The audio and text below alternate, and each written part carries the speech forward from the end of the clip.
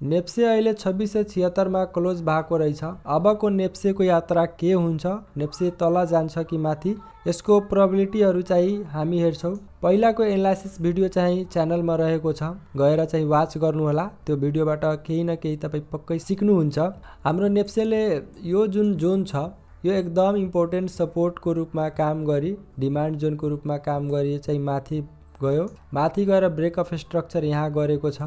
यहाँ चाहिँ brake of structure गरेको छ, प्रष्ट देख्न सकिन्छ। ब्रेक अफ स्ट्रक्चर गरी यहाँ चाहिँ एफबिजीमा आएर टक्क माथि गइरहेछ। अब चाहिँ के हुन सक्छ यसको एउटा हामी प्रोबेबिलिटी मात्र हेरौँ। यो चाहिँ एकदम इम्पोर्टेन्ट सप्लाई जोन रहेको छ। यो इम्पोर्टेन्ट सप्लाई जोनमा एकचोटि यहाँबाट खसेको छ, यहाँबाट एकचोटि, दुईचोटि, तीनचोटि, 4 5 6 7 चोटि यहाँबाट खसेको छ। जुन लेभल छ 2800 को लेभल। यो 2800 को लेभलसम्म हामीले अहिलेको मुभलाई चाहिँ एक्सपेक्ट गर्न सकिन्छ र यही अनुसार हामी बाई सेलको डिसिजन चाहिँ लिन सकिन्छ। अहिले कति पोइन्टको मुभ बाँकी छ? लगभग 4% चाहिँ मुभ बाँकी छ हैन।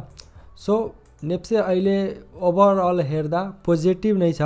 भोल्युम हेर्दा एकदम भोल्युम चाहिँ राम्रो छ, गुड छ। इन्डेक्सहरू पनि राम्ररी काम गरिरहेको छ। मुभिङ एभरेजलाई हेर्दा यो जुन मुभिङ एभरेजलाई काटेको छ क्यान्डलले, बुलिस क्यान्डलले, यो 24 नोभेम्बरको क्यान्डल एकदम इम्पोर्टेन्ट छ। जसरी नेप्सेमा पोजिटिभ भाइब देखिरहेछ त्यस्तै नै इन्डेक्सहरूमा पनि देख्न सकिन्छ। मेरो फेभरेट हाइड्रो पावर इन्डेक्सलाई हामी एकचोटि हेरौँ। हामीले पहिला पनि यसमा ड्र गरेको थियौँ एक्सपेक्टहरू, मुभहरू सेम त्यस्तै गइरहेछ के, मैले बनाएको जस्तै यसले रिएक्ट गरिरहेछ। अबको यात्रा चाहिँ के हुन्छ, कहाँसम्म हुन्छ, यहाँसम्मको जोनलाई एक्सपेक्ट गर्न सकिन्छ। यसमा सेम नेप्से जस्तै सेम हाइड्रो पावरमा पनि भोल्युम पनि एकदम राम्रो छ। यसमा 50 डेको मुभिङ एभरेजलाई हेर्दा एकदम बेस्ट छ। यहाँ चाहिँ क्रसओभर गरेको छ, यसरी बुझ्न सकिन्छ। हाइड्रो पावरको स्क्रिप्टहरू पनि राम्रो रिटर्न चाहिँ आइरहेको छ, त्यस्तो बुझ्न सकिन्छ। जस्तै एसजिएससी मैले एन्ट्री गरेको ठाउँ चाहिँ यो हो। यहाँ पनि मैले अलिकति एन्ट्री गरेको थियो यो एफबिजीमा। यो एफबिजीलाई एन्ट्री मोड्युल मानि तल चाहिँ एसएल राखेर चाहिँ मैले एन्ट्री गरेको थिएँ र अहिलेसम्म यसमाको मुभलाई, एसजिएससीको मुभलाई 476 500 सम्म हेर्न सकिन्छ। सो आफू चाहिँ एनालाइसिस गरेर विचार गर्नुहोला। अब हामी ब्याङ्किङ इन्डेक्सतिर लागौँ। ब्याङ्किङ इन्डेक्स नेप्से जस्तै छ। 1286 देखि 1352 को जुन डिमान्ड एरिया छ यसले एकदम राम्ररी काम गरेको छ। 4 5 छैन, 6 7 पटक राम्ररी काम गरेको छ र अहिले यसमा ब्रेक अफ स्ट्रक्चर भएको छ। यो ब्रेक अफ स्ट्रक्चर गरेको छ यसले। अनि ब्रेक अफ स्ट्रक्चर गरी यो करेक्सनमा चाहिँ यहाँसम्म पनि आउन सक्छ ब्याङ्किङ इन्डेक्स। सेम त्यस्तै यो एफबिजीलाई रिस्पेक्ट गरेन भने यो अर्डर ब्लकसम्म चाहिँ यो जोनसम्म पनि आउन सक्छ र यहाँ आउँदा यो अपर्च्युनिटीको रूपमा लिएर स्क्रिप्टहरू छानी खोजी बाई गर्नुपर्छ। तब गएर यो एउटा मुभ तपाईँले खान सक्नुहुन्छ। यहाँसम्मको मुभ सेम नेप्से जस्तै यहाँसम्मको मुभलाई हामी चाहिँ खान सक्छौँ। यो जुन जोन छ यहाँसम्मको मुभलाई हामी खान सक्छौँ। कति पर्सेन्ट छ यो? लगभग 9-10% को मुभ तपाईँले खान सक्नुहुन्छ। इफ यहाँबाट तपाईँले बाई गर्नुभयो भने, यहाँ आयो र बाई गर्नुभयो भने लगभग 20% जति इन्डेक्स वाइज रिटर्न हुन्छ। जस्तै एनआइसी एसिया स्क्रिप्टमा त अझै धेरै चाहिँ रिटर्न आउँछ। एनआइसी एसियालाई हामी हेरौँ।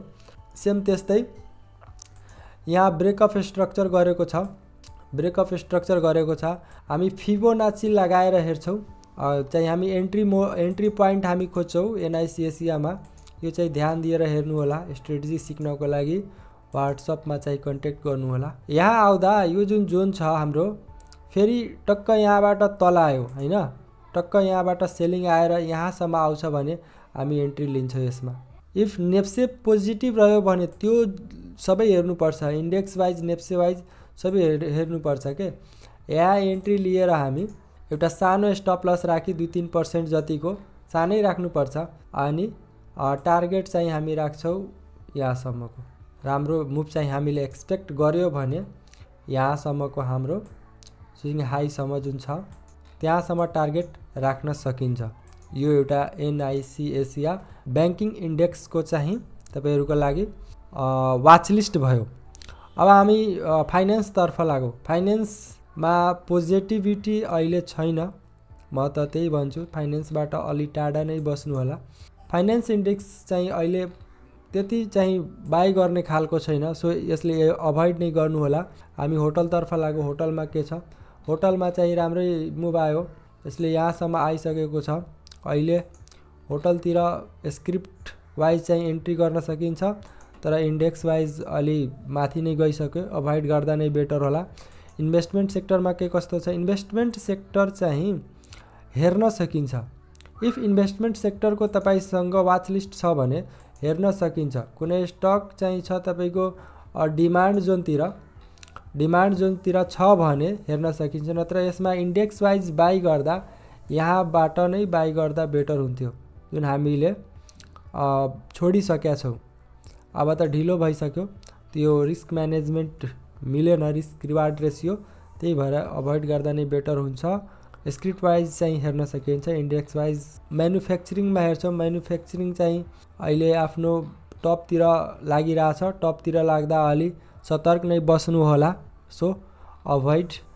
नन लाइफतिर, नन लाइफमा के छ? नन लाइफ चाहिँ हेर्न सकिन्छ। नन लाइफ यो यहाँ अहिले डब्लु प्याटर्न बनाइरहेछ। डब्लु प्याटर्न ब्रेक भयो भने स्क्रिप्टहरू चाहिँ वाच लिस्टहरू चाहिँ बनाउनु होला, त्यही भन्छु म। हाम्रो ग्रुप पनि छ, ग्रुपमा जोडिनु होला। अलि बुझ्नु होला म के भनिरहेको छु। 50 डेको मुभिङ एभरेज भन्दा तल नै छ, सो वेट गर्दा अलि बेटर हुन्छ। त्यस्तै हामी अदर सेक्टर हेरौँ। अदर सेक्टर हामीले पोइन्ट बनाएको एरिया चाहिँ यो हो, यहाँसम्म आउन सक्ने चान्सेस छ, किनकि यहाँ एउटा एबिजी छ अनि यहाँ पनि एबिजी छ। यो जोनलाई अलि बुझ्नु होला। यहाँदेखि यहाँसम्म सप्लाई आउने धेरै चान्सेस हुन्छ। सो इफ तपाईसँग छ भने कुनै स्टक यहाँसम्मको लागि मुभ एक्सपेक्ट गर्न सकिन्छ र त्यस्तै बाई सेलको डिसिजन पनि लिन सकिन्छ। ओभरअल नेप्सेलाई हेर्दा नेप्से अप ट्रेन्डतिर छ। न्युजहरू चाहिँ पोजिटिभ छ। इलेक्सन हुने पनि एनाउन्समेन्ट चाहिँ भइसकेको छ, यो पनि हाम्रो लागि पोजिटिभ नै हो। जति मैले भने त्यति तपाईहरु पनि एनालाइसिस गर्नु होला र वाच लिस्ट तयार पारेर आफ्नो बाई सेलको डिसिजन चाहिँ आफै लिनु होला, कसैमाथि भर नपर्नु होला।